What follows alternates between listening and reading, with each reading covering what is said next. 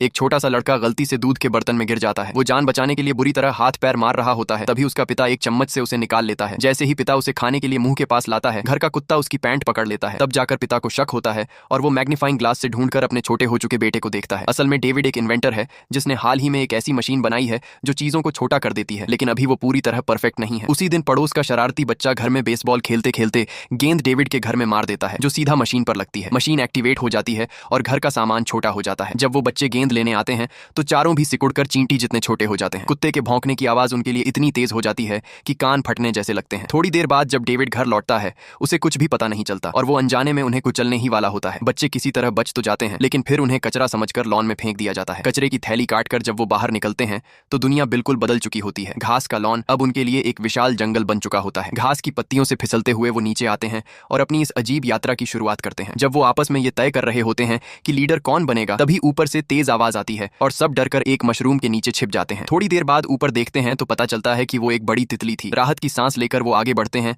लेकिन सामने एक नदी आ जाती है जिसमें एक विशाल कॉकरोच की लाश बह रही होती है। तभी एक बड़ा लड़का समझ जाता है ये नदी नहीं, कुत्ते का पेशाब है। ये सुनकर छोटा लड़का एक आइडिया लगाता है। वो घास के ऊपर चढ़कर सीटी बजाने लगता है और कुत्ता तुरंत उसकी ओर दौड़ता है, लेकिन इसी बीच वो लड़का फिसलकर फूल के अंदर गिर जाता है और तभी एक मधुमक्खी उसकी तरफ उड़ती हुई आती है।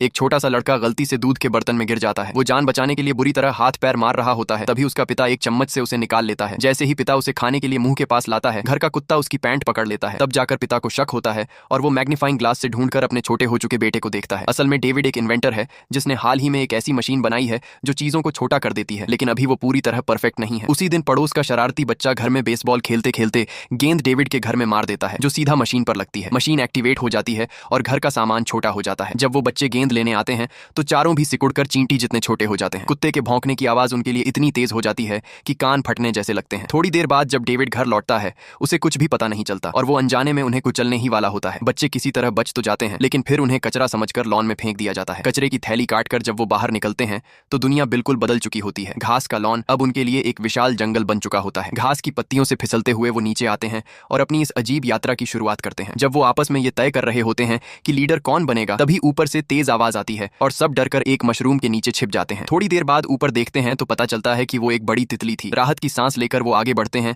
लेकिन सामने एक नदी आ जाती है जिसमें एक विशाल कॉकरोच की लाश बह रही होती है। तभी एक बड़ा लड़का समझ जाता है ये नदी नहीं, कुत्ते का पेशाब है। ये सुनकर छोटा लड़का एक आइडिया लगाता है। वो घास के ऊपर चढ़कर सीटी बजाने लगता है और कुत्ता तुरंत उसकी ओर दौड़ता है, लेकिन इसी बीच वो लड़का फिसलकर फूल के अंदर गिर जाता है और तभी एक मधुमक्खी उसकी तरफ उड़ती हुई आती है।